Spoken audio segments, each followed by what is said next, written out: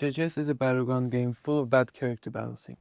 One of those being the latest character, Crowcharmer, or better known as Mei Mei from JJK. Welcome back to another video, and today I'm discussing every reason why Crowcharmer should either get the biggest nerf in the game or just get completely removed. I'm also going to be covering why removing her would probably be the better option. Now, as you all know, Mei Mei or Crowcharmer has a very big axe as her weapon in JJS. And while this big weapon has a ton of passives I didn't even know of until I started looking more into the character. The first one is Demis or Demise, I don't know. English is not my first language. Which basically makes last M1 unblockable. Then we got Takeoff. Every uppercut against an opponent makes the user eject themselves up in the air alongside the opponent. And then we got Bounding. Front dashing in the air with an opponent makes the user use them as a footing to go even higher while the opponent is suspended in the place. And now this character's special is also sort of surprising here. Flock. The user dashes forward and kicks the opponent upwards while also at the same time go up with them. I mean, you guys can probably hear already, I am not sounding too pleased. First of all, it's very cool that they've added passives to such a memorable character. I think it's really cool because, you know, they make every character, well, they're supposed to be making every character better as we move forward. That has not happened. Passives, I'm sorry, but they're horrible, okay? They're buns, okay? Well, not buns in the sense of being bad. I mean, buns, well, I mean bad for the player base probably, but buns as in just like poorly made. First of all, not being able to block the last M1 is criminal, and flying up with uppercut just gives a double special, which I'm sure not a single other character in JJS has. Except for Perfection, you know, Mahito, because he just switches M1s every time you click R. Also, the Bounding passive just buys time for the cooldowns to get done. And even with cooldowns, there are 100% combos with this character. All they have to do is buy some time while doing a combo and then just wait until the cooldowns are off while they're doing the combos, and boom, you just remake the combos again. That's one of the main problems of this character. And now honestly, the special Flock, where you basically move up with your opponent, I think that would have been fine, honestly. That is a really good special, but having the uppercut as well as, you know, a part of that, then that's kind of aggressive there, because we're getting two specials at the same time.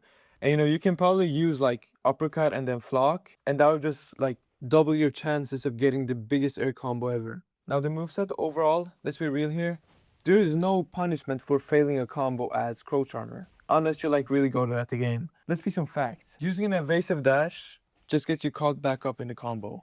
If you dash out of a Crowcharmer combo, you know, the average lifting up into the air and using gliding flight, that combo, if you just dash off, you're cooked because you're just getting caught in the next move. And let's also talk about how there are variants of almost every single move, except for the first one, which is Impetus Draft. I think that's how it's pronounced. Also, every single move takes you into the air in one way or the other, which the average JJS mechanics can't really counter, by the way. JJS is supposed to be a battleground game.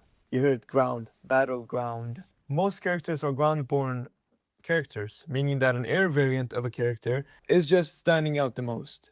And this one standing out basically means that you can counter every single character with this one character, which really isn't like recommended for a game like JJS. And, you know, unless you're like really goated at the game and can actually like beat a Crowcharmer 99% of the time, you're really cooked. I got 4,000 kills and I still can't beat a Crowcharmer. Now obviously you get used to the character as you fight it more and more, but it still ruins the game's core mechanics and makes players mad.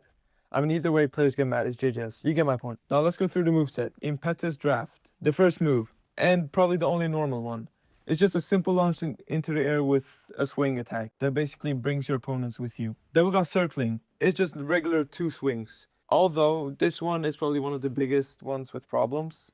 It got another variant where you can hold for like 2 seconds and make a guard breaking version. Now the third variant is an air one where you slam your opponent from the air to the ground in a dive bomb phase. And now this is probably one of the moves, Circling, this is probably one of the moves who's really ruining JJS players, because this next one is the one catching you after you're evasive. Now if someone uses Circling, then they might be using Gliding Flight, which is just like a Tundra water wheel. Basically, you're just turning into a wheel and you're just slashing. That's what's happening. And the thing here is, when you dash out and they just direct Gliding Flight to your direction, you're cooked. You're gonna get into that wheel. You're gonna take damage. That's the whole point. And now there's also a version of it where if you are in the air and use it, then they get slammed to the ground and flinged into air, which is sort of genius. I'm not gonna lie, that's one I'm gonna be praising. If you're doing that and you're low, then there's like a very big possibility that you'll be able to run. And now running is a very common thing in JJS, so I'm not gonna be sitting here complaining about it. But what I'm saying is there shouldn't be an attack in the game where you can fling someone up to the air, except for open maybe. The thing here is open gets to a certain point. This attack actually flings you up and maybe gives you the achievement of reaching space or something. But honestly, that one looks kind of funny, I'm not gonna lie. That's the first one I'm gonna be praising this video. Now we got bird control. You basically hold on to a bird in the air with a version where if you hold S, then instead of holding the bird, you throw the bird against someone, and it's just simple chip damage. That's about it. Now this one sounds useless, but honestly, if you use this in the average 1v1, it probably catches people by surprise. Basically, mid-combo where there are wind-ups is when you can get this attack to use, to either dodge the combo or hit someone with a bird. Like, for example, when someone uses rough energy with Restless Gander. If they use that and you just use bird control, they're probably gonna miss, because you just fly up into the air. You can back up a bit as well. That's gonna help you. Now, there isn't much to talk bad about on this one, but it still adds that annoying little damage at the end of combos, or is used as an ankle breaker while running or parkouring, because you can still stay in there for a couple of seconds. But the real problem comes here. Bird Strike. Bird Strike is probably one of the most controversial ultimates I've seen during the whole history of JJS, and I've been playing since release. A bird that can insta-kill, but with 2 variants. This ult is uninterruptible, by the way, just so you know. No matter what you do, you want to hit the user, that's not going to work. The bird still goes, you can still control the bird, you're just taking damage. And your ult is going down a bit for every single time someone hits you. That's not important. What I'm saying is, if they willingly cancel, they regain their full ult back. Isn't that crazy? I don't think there's a single character in the game where you gain your full ult back. Now there's another character with some ult interrupting things, and that's 10 Shadows, basically Mei Mei. When you click G again, he regains his normal movesets while also having the ultimate ones when you click G again. There's just like alternatives there. But the thing with that one is, it's not that busted, okay?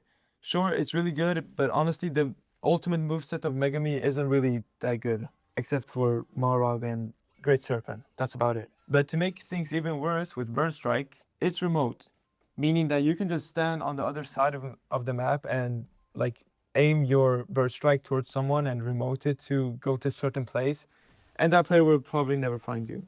Which is why in my last video we had suggestions, and someone said to add cursed energy footsteps, basically, where you can see footsteps of people, and you can see specifically characters like Haruta or Mei Mei, so you can basically track them down instead of letting them being remote for the whole time you're fighting.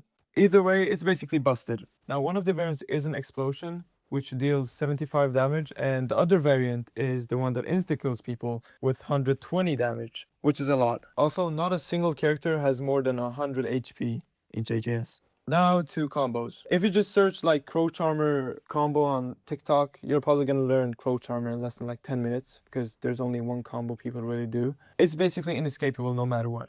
If you got your evasive or not, doesn't matter, you're cooked. And if you use the evasive and manage to get out somehow, they're just gonna use another move and catch you back into the combo. Or they'll use the range of their axe to either get behind you or use the special, which brings you up in the air with them. Which also basically disables every single mechanic you have, because the JJS experience is not used in the air as much, unless you're an exploiter. Also, every single move performs very fast with little to no wind up, except for maybe circling, where if you hold for 2 seconds, which is a 2-second windup, but that one is usually used in a smarter way. And that also means that no matter what you do, unless you can actually fight them with sheer strength and skill, this character is just cooking people up. I don't think the biggest nerf is going to help this character, because if you do the biggest nerf, people are going to leave it in the dust like they did with Hanami and Haruta. But the thing here is, if they remove it completely, which I think is a better idea, or just make a completely different rework,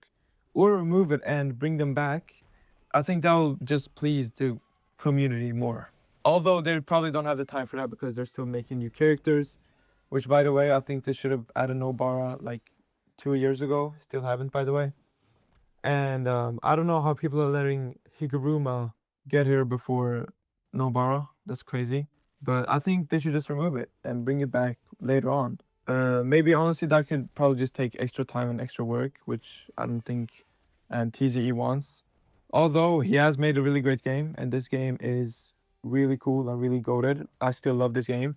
It's just that Crowcharmer is probably one of the worst and most annoying characters to go up against. But yeah, thank you for watching and comment down below what you think about Crowcharmer. I personally think it should be removed, okay? Since it just ruins the core mechanics of the game. But yeah, I'll see you guys in the next one. Peace.